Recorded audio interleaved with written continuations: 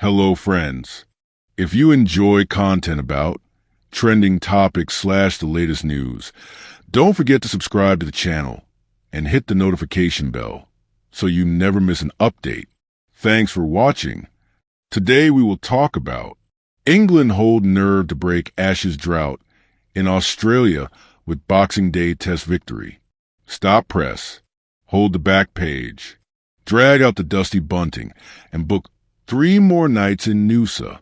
England's men have won a test in Australia for the first time in nearly 15 years, chasing down 175 runs in Melbourne to win by 4 wickets and ensure this Ashes series defeat will not end as an Ashes whitewash.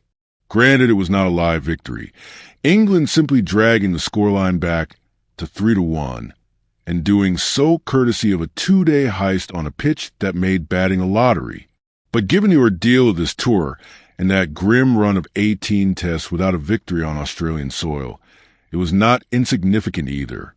The winning moment came at 5:24 p.m. when 4 leg byes deflected off Harry Brook's pads to seal the victory, giving the England supporters among a 92,000-strong crowd some late festive cheer.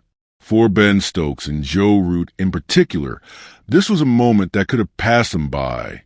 Their first test win in Australia on what may well be their final tours of the country. As the second 2-dare of the series, itself a first since 1896. This was bad news for Cricket Australia's finances. That said, for all the anger with the pitch, it was not dangerous.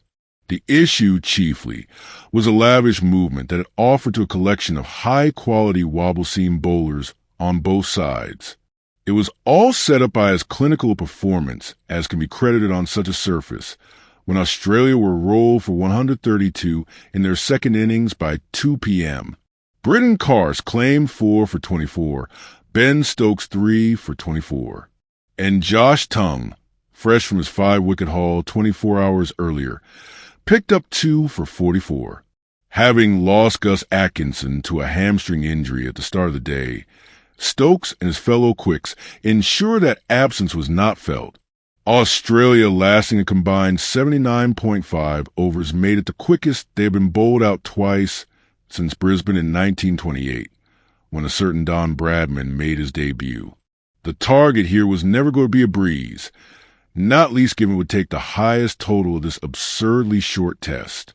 Kudos to Ben Duckett, who swung hard and rode his luck for a 26-ball 34 that, by putting on 51 with Crawley inside 7 overs, got the chase off to a rapid start.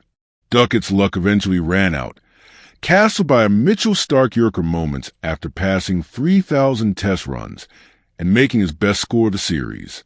An experiment of using Cars as a pinch hitter at number 3 paid out just 6 measly runs before he stuck one up in the air off Jai Richardson.